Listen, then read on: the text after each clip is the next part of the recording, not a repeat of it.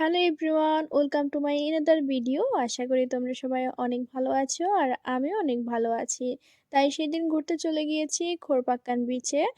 আর তোমরা যারা ইউএইতে আছো তোমরা চলে আসতে পারো এই ভীষণ সুন্দর জায়গাটিতে, যেখানে পাহাড় এবং সাগর একসাথে রয়েছে। সত্যি অসাধারণ জায়গা। আর যাওয়ার পথে যে রাস্তা রয়েছে, রাস্তাটি আঁকাবাঁকা, কারণ এর দুই পাশে রয়েছে খুবই উঁচু উঁচু পাহাড়।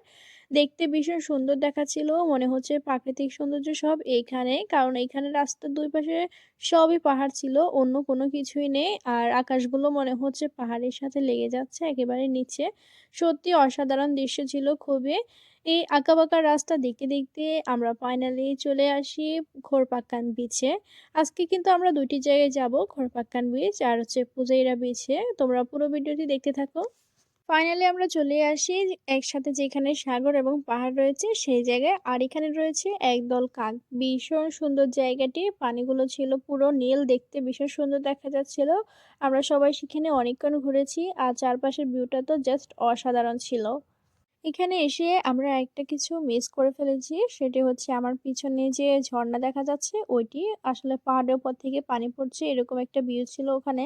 বাট আমরা ভেবেছিলাম এটি মেবি অন্য জায়গায়, বাট বাসায় এসে ভিডিওগুলো দেখার পরে বুঝতে পেরেছি আমাদের ব্যাকগ্রাউন্ডে ছিল, বাট আমরা খেয়াল করিনি।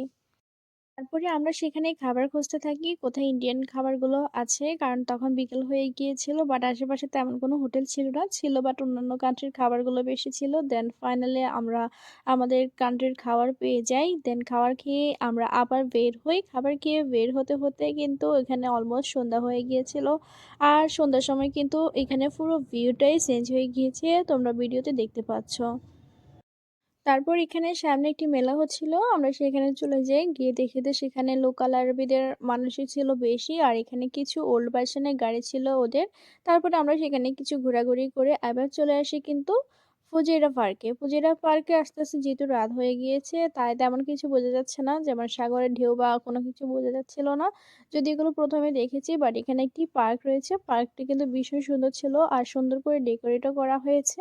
তারপর আমরা সেখানে গিয়ে কিছু ভিডিও ফটো নিয়ে নিই আর কিছুক্ষণ ঘুরি। তারপর আমরা বাসায় চলে আসার জন্য রওনা হয়। তো বন্ধুরা, আজকের ভিডিওটি এতটুকুই। কেমন লেগেছে অবশ্যই কমেন্ট করে জানাবে। ভালো লাগলে চ্যানেলটি সাবস্ক্রাইব করে পাশে থাকা বেল আইকনটি অন করে দিবে। Thanks for watching.